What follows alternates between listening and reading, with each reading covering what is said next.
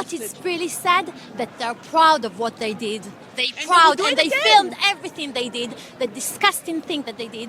And even the Nazis in Germany said sorry, and they're actually ashamed of what they did. Jewish people are not a monolith. Many of them have very diverse beliefs. Some are pro-Israeli and some are very anti-Israeli. And today there's a march where anyone who wants to express Jewish solidarity is invited on the streets to protest against anti-Semitism, except for those who've shown support for pro-Palestinian causes and ceasefire marches, as stated by the organisers. Now look, I'm not neutral. I'm a Muslim, I'm also pro-Palestinian, but today I'm on the streets just to talk to people, hear their different beliefs, and see what really lies at the heart of this march. This is a solidarity march. It's to show solidarity for the Jewish community everywhere around the world. A new tide of fascism which has taken the streets of London and elsewhere across this country. And can you be a bit more specific what you mean by the new tide of fascism?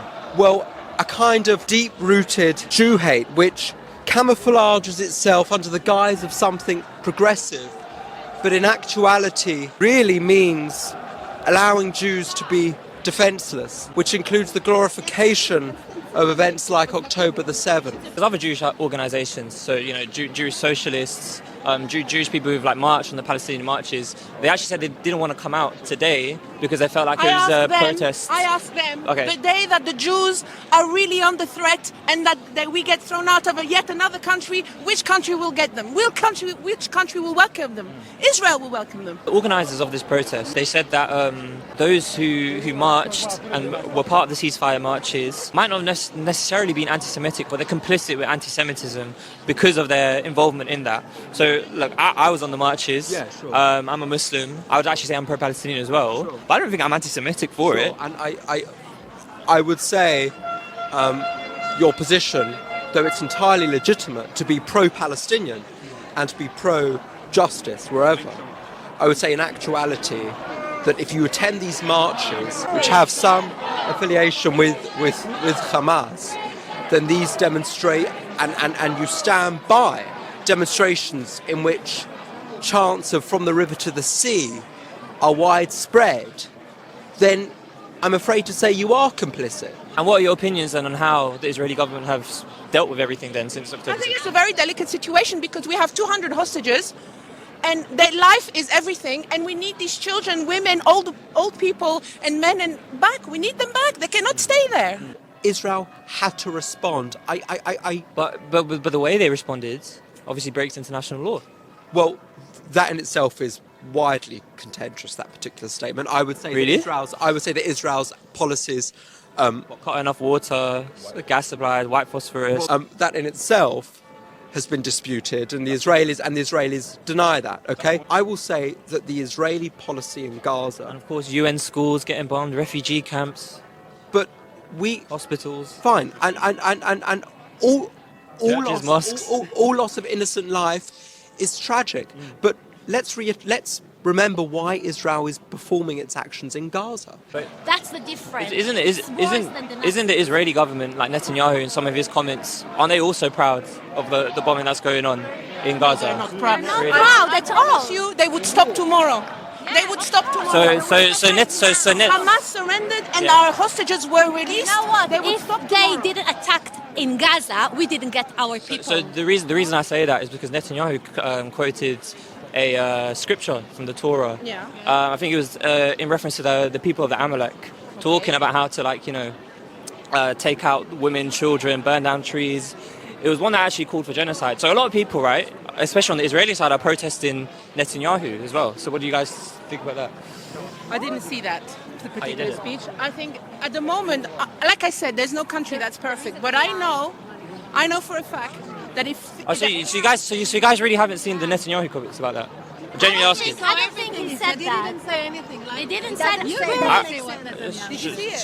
I tell I you? want to say. It says, "Now go and smite Amalek and utterly destroy all they have, and spare them not, but slay both Yeah, we man, need to destroy but Hamas. but slay both man and woman and infant and suckling, ox and sheep, camel and ass." Netanyahu said. If we want to destroy Hamas, they will want to kill us again and again and again. They won't gonna stop. Sure. Okay, so this then- is what they want. ask you a One question. thing, They will not from stop the in river, Israel. from the river They to will the sea, continue here Palestine and they will will be free. continue You know what everywhere does it mean? else. It What means does it mean? that Israel needs to go away from their country.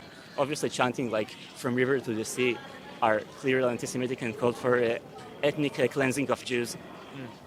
But then in the party that Bibi Netanyahu started, he also kind of framed that. He also said that as well. That from the river to the sea, there will be Israeli sovereignty. Is that not just the same? When did he say that? So that's the Likud party constitution from 1979. The Likud party has been in control of Israeli politics for most of since 1977. As far as you know, the Palestinian population has gone by significantly. Yes. So I'm just since this time. yeah. So Sure. if you call that an effort to ethnic cleansing, when we are doing a pretty poor job, don't you think? It doesn't matter if you're doing a good job or poor job. All I'm saying is that I'm just saying the fact. I'm just saying that no, that basically there's a logical parallel between from the river to the sea and what it says in the Likud party constitution. You have seen what even a few hours of Hamas control over Jewish population causes. We're talking about more than 1,000 deaths. I know, and it's horrible. Yeah, it's horrible, right? Yeah. And then you have, since for a lot of time, Israel Right. That might have been the most interesting experience I've had doing one of these videos. Look, when I came here today, I wanted to express the sort of diversity of thought and Jewish opinion, but also push people on their beliefs, because it feels like when pro-Israeli people and pro-Palestinian people talk to each other, they talk beyond each other. No one's really hitting with the facts face on. And now I kind of understand why. With such an emotionally charged issue, it's really hard to see how we even get the facts straight, how we even begin to have a conversation. Because cool, I was able to get into conversations, but really like debating and, raising points against each other, it felt pointless, it felt hopeless. So you don't let me know what you think about that. How do we go from here? Because at some point, both our sides, the pro-Palestinian side and this pro-Israeli side, need to start talking to each other.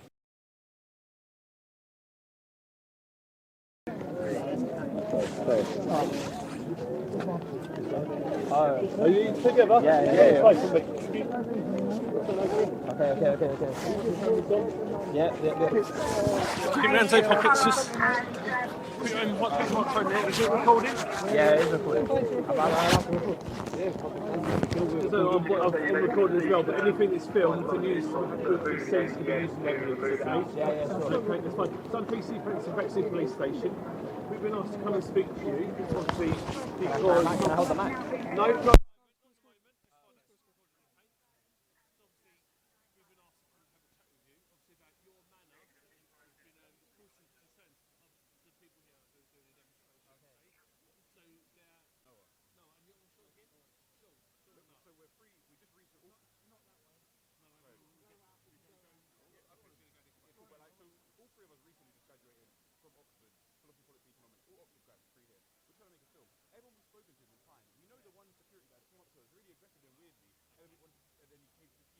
No one, we think it's a granny, English people.